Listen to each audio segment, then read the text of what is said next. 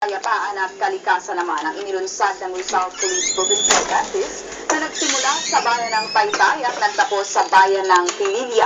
Nagtapos naman ang nasabing aktibidad sa isang poodle fight. May detalye si Bernard Gamba.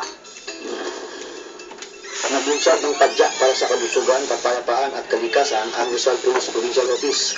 Unay nagpalipad ng lobo ang mga bikers at nagumpisa sa bayan ng Taytay. Dumaan sa mga kabayanan ng Angono, Binangonan, Cardona, Morong, Baras, Tanay at nagtapos sa Pililla na may kabuang layo na 31 kilometers.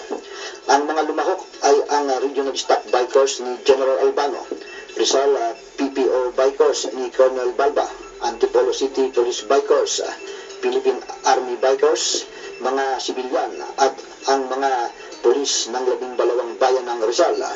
Pagkatapos ng tadyakan 2015 ay nagsagawa sila ng tree planting sa Sitio Bulacan, Pililla, Rizal at isang poodle fight, isang tradisyon ng mga pulis na salo-salo at sabay-sabay na pagkain sa isang mahabang hapagkainan.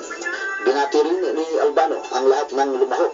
Isa dito si Elihia Bacon, ang pinakabatang kalahok, 13 years old, at si Mang Mariano, ang pinakamatandang kalahok, 79 years old.